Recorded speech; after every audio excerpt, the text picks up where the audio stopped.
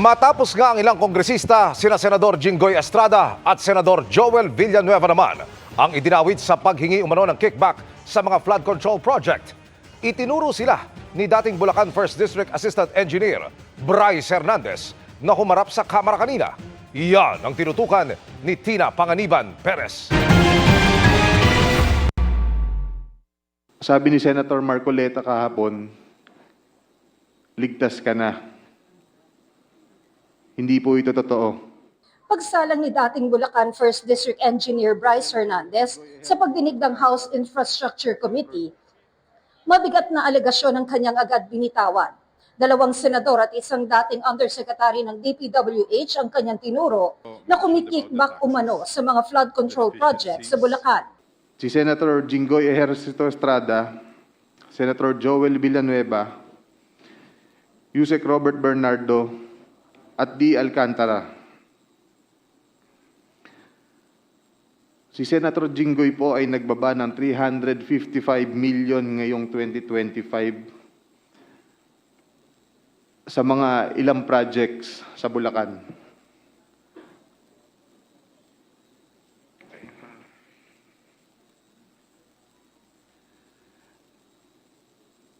At ang sabi po ng boss ko dito ay 30% ang commitment dito. 600 million pesos last 2023 from Senator Joel Villanueva. At ang SOP nito ay 30% din.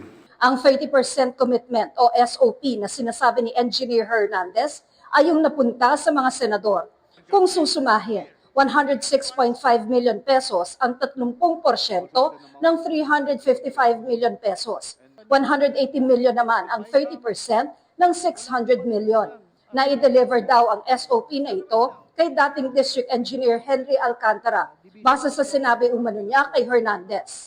Si D. Alcantara namin ang masasabing chief implementer. Siya po ang kumakausap sa lahat ng politiko na involved dito. At least 3% po siya sa lahat ng projects na dumadaan sa opisina namin. At pinapasabi pa nga sa amin sa mga kontraktor na kung gusto nyong magkaroon ng maraming project sa susunod, ay magbigay kayo ng additional na 2% sa kanya. Parang finder's fee daw. Ayon kay Hernandez, si Alcantara ang nagde-deliver ng pera sa mga politiko at kay dating DPWH Undersecretary Roberto Bernardo na nagbitiw na kamakailan.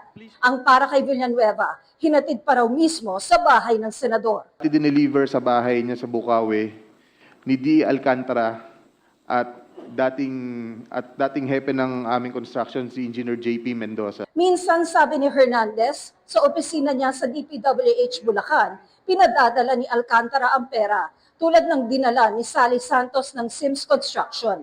Proyekto ng Sims Construction ang Ghost Flood Control Project sa Barangay Piel, Baliwag, Bulacan na nabuking ni Pangulong Marcos. Sa office ko po dinadala ni Sally Santos lahat ng pera na nakakahon. Can you tell us, before this committee, kung gaano nakalaki ang dinalang pera ni Sally Santos sa office mo? Lahat po ng dinideliver ni Sally Santos na pera na nakakahon, wala po akong ginagalaw doon. Yun po ay pinakukuha rin ng boss ko sa opisina ko. Kaya lang po doon pinapalagay kasi wala pong taong umaakit doon sa opisina ko. Wala po akong katabing opisina doon. Napakasanto mo naman. Yung bilyon na hindi nababawasan at wala ka man lang party doon. Mula 2022. Teka muna, 2022 hanggang anong taon? Yung bilyon na yon? 2025 po.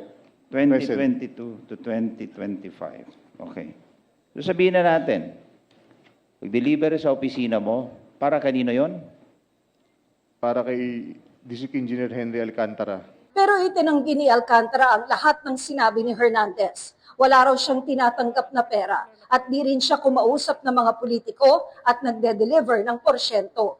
Yung sinasabi niya po na dinala niya sa akin ng pera, hindi po totoo. Wala po akong tinatanggap tungkol po sa nanggagaling na transaksyon nila kay Sally Santos. Kahapon po sa Senado, binanggit po ni Sally na sila po ang nangongontrata. Paano niya po ibibigay sa akin? Kung iyon po ay kontrata nila. Handyan po ang mga hepe namin, nakasama namin dati. Handyan po ang project engineer na magte-testify po Sila po ay mga biktima po ng pamumwersa at pamimilit ni Engineer Bryce at ni Engineer JP de Guzman. Hindi po totoo yan na ako'y nagdi-deliver sa mga politiko. Si Senator Joel 2023, wala pong project na flood control si Senator Joel ever since. At sino po ang makakaalam kung sino po ang naglalagay dyan? We are not part of the BICAM. Itinanggi rin niya magkakilala sila ni Senator Estrada.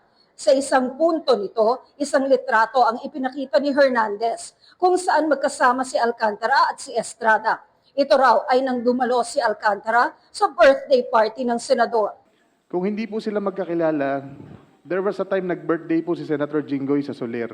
Umattend po siya. Sabi ni Alcantara na imbitahan lang daw siya ng ibang kaibigan.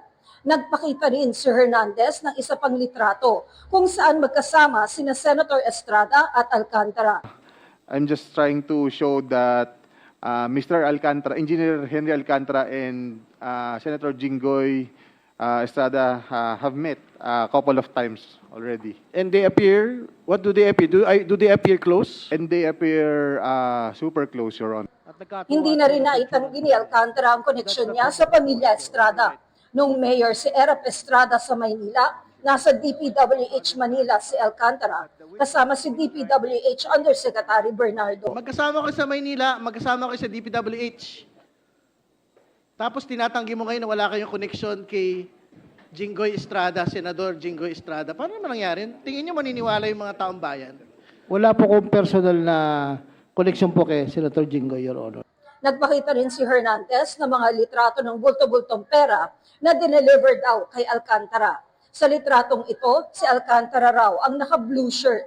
Nakaparte-parte na raw ang pera. Depende sa pagbibigyan sa utos ni Alcantara. Pero di sinabi kung para kanino. Yung pera po na yon, yung nasa bahay na po yun, I think po, yan po ay pera ng contractor po na nakolekta na gamit ang ibang lisensya. Pinakita rin ang screenshot ng mga disappearing messages umano sa isang messaging app sa pagitan daw ni Senator Villanueva at Alcantara. Kinunan daw ito ng picture ni Engineer JP Mendoza na nagsabing ito raw ay tungkol sa requests para sa multipurpose buildings. Noong October 2023 na kung saan nagre-request po si Senator Joel ng yung mga binasa po ni Engineer Bryce ng flood control. Sinasabi ni Senator Joel na bababa lang yung kanyang pondo, subalit siya ang majority floor, isa siyang majority floor leader siya nung that time and member siya ng Commission on Appointment.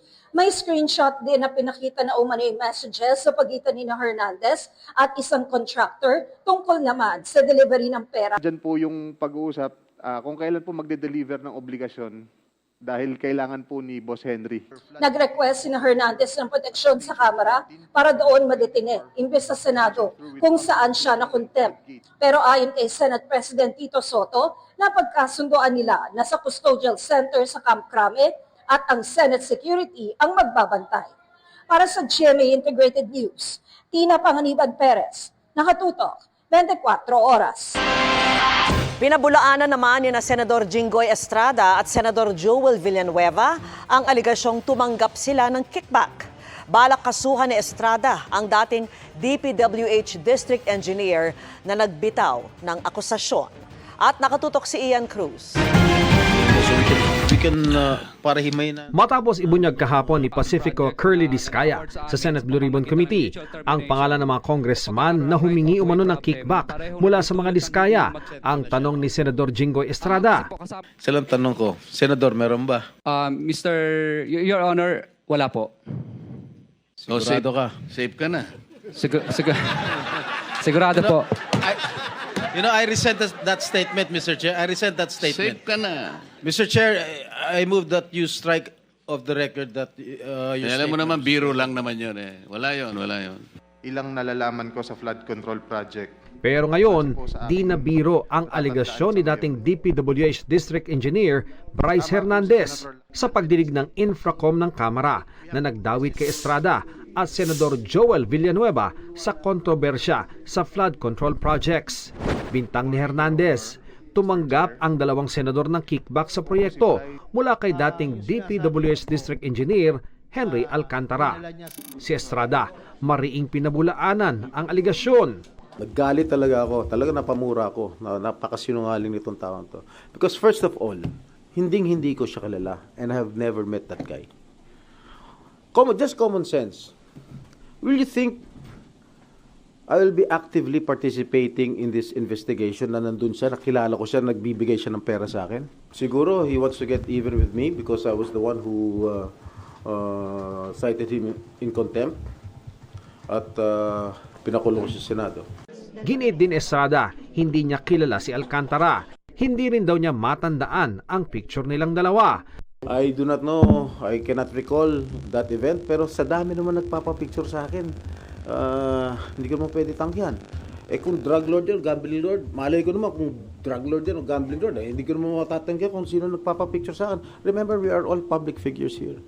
Kaugnay sa aligasyong nag-download siya ng mahigit 300 million pesos na flood control projects sa distrito ni Alcantara at kumikbak umano ng 30%, sabi ni Estrada. Lahat siya nasa GAA.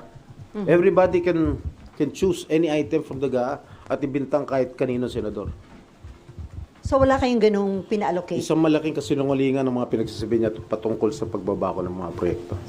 Balak na raw niyang magsampa ng kaso laban kay Hernandez. If Mr. Hernandez truly stands by his allegations, I challenge him right now to take a lie detector test with me. Let us settle this once and for all and show the public who is telling the truth. Sa isang privilege speech naman, itinanggi rin ni Villanueva ang mga paratang ni Hernandez. Hindi lang po categorically denying yung binabatong putik sa atin at para dumihan ang ating pangalan. May resibo po tayo, madaling verifikahin, tayo po ay more than willing mag-undergo at sumali sa anumang investigasyon sapagkat wala po tayong tinatago. Ayon ng patulan ng senador ang mga sinabi ni Hernandez na umano'y gumagalaw sa kumpas na hindi niya tinukoy ang pangalan. This is way too low.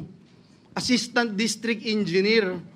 Para namang, bakit naman pag-aaksayahan ko ito ng panahon? And then, ito nga po, lumabas bigla kahapon ang taong ito. And I'm not trying, Mr. President, na just to defend myself and hit this pawn, Mr. President. Kasi alam naman natin sinong may hawak dito.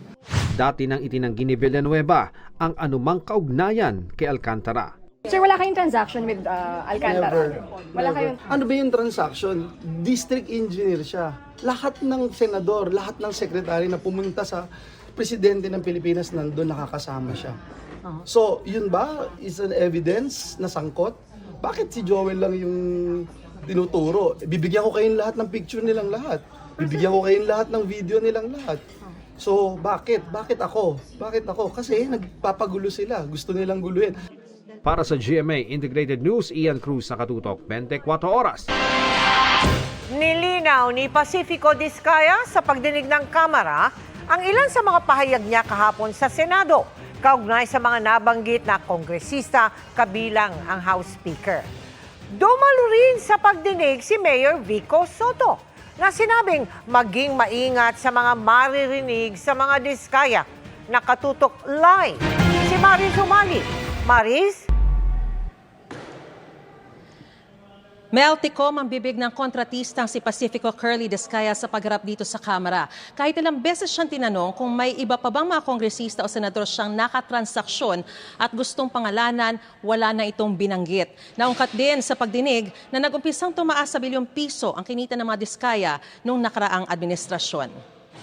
Sa Senate po, kasi marami pong tumatawag sa akin. Unang bungad na bilyonaryong contractor na si Pacifico Curly Diskaya sa pagdinig ng Kamara, nilinaw niya agad ang pahayag kahapon sa Senado kung saan nabanggit si dating House Appropriations Committee Chairman Congressman Zaldico at House Speaker Martin Romualdez. Hindi po ako nagkaroon ng anumang klaseng transaction sa kanila. Kaya nabanggit po ang mga pangalan na yun dahil yun po ang madalas na sinasabi ng mga kausap ko po ng politiko. Na binabanggit nila na kailangan ibigay mo na kaagad yung obligasyon kasi pinakukuha na ni Zaldico at saka ni Speaker. Kung dire-diretso si Diskaya sa Senado kahapon, kanina tikom ang bibig niya sa mga nakatransaksyon niya. Your Honor, kung okay lang po ba, nasa executive session ko na lang po sasabihin para sa kaligtasan din po ng pamilya ko. At Do I take it na gusto mo pa rin magbanggit ng mga pangalan? hindi po, Your Honor. Yes po. Wala na kayong idadagdag o babaguhin dito? Kasi hindi ko po maintindihan yun. Wala na po. Wala na. Nakakapagtaka na malaki kayong kontratista sa panahon ng gobyerno ni President Noynoy Aquino, isa sa pinakamalaking kontratista sa panahon ni Pangulong Duterte, isa sa mga pinakamalaking kontratista, actually pinakamalaking flood control. Pag pinagsama-sama po lahat ng kumpanya ninyo, sa ilalim po ng gobyernong ito, pero walang kahit isang senador sa inyo pong sinumpaang salaysay. Yun po yung una. Pangalawa, sabi po ninyo kahapon, walang ledger kayong hawak sa listahan bago 2022. Wala hong naniniwala siya. Meron pa bang dagdag na kongresista na kasama sa payoffs? Meron pa bang mga senador? Your Honor, wala na po. Sa pagdinig na laman ng komite na ang nagnotaryo ng sinumpaang salaysay ni Diskaya ay may expired license, kaya dito pinabasa sa kanya. Kaya hindi na rin muna pinag-usapan ang nasa listahan ni Diskaya. Dumating sa pagdinig si Pasig City Mayor Vico Soto. Nakalaban niya ang asawa ni Diskaya na si Sara sa pagka-alkalde noong eleksyon 2025. Ang sabi ni Mayor Vico, kailangan maging maingat sa mga maririnig mula sa mga Diskaya. Ang sinungaling ay asawa ng magnanakaw. Kaya ito po talaga yung nakikita natin. Kahapon po sa statement, sa sworn statement po nila, ay na 2 to 3% lang daw ang kinikita nila sa bawat kontrata. Obvious naman po nakasinungalingan ito. Ipinakita naman ni Congressman Janet Garin na nag-umpisang tumaas sa bilyong piso ang kinita ng mga Diskaya mula 2017 hanggang 2022. In fact, in 2022, which is supposed to be the first pandemic recovery year, Mr. Chair, ito dapat yung tinulungan nating makaahon, makabangon ang maliliit na mga negosyante, kaakibat yung ating mga MSMEs, umakyat ang gross, ang revenue from construction, from government ng Diskaya Group to 20.524 billion. Sa pagtatanong naman ni Representative Chel Jokno, lumabas kung payag si dating District Engineer Henry Alcantara na mabusisi ang SALN at phone records. Are you willing to produce your SALNs while you were a district engineer? Yes, Your Honor. Willing din po ba kayo mag-submit ng waiver ng bank secrecy law? Wala naman po akong tinatago pero siguro naman po it's my right to reject po yung request po. Kayo ba'y willing na mag-submit ng inyong statement of assets, liabilities at net worth Yes dito po, Your sa Honor. committee? Are you also willing to waive the bank secrecy laws para malaman natin kung totoo yung mga binabanggit ninyo? Yes po.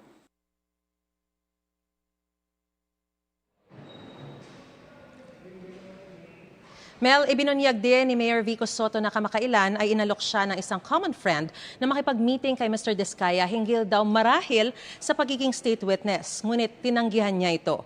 Nag-adjourn na ang pagdinig kaninang 5:15 p.m. at iaanunsyo na lang din daw kung kailan ang susunod na pagdinig. At yan ang pinakasariwang balita mula pa rin dito sa Kamara. Balik sa Mel. Maraming salamat sa iyo, Mari Zumali.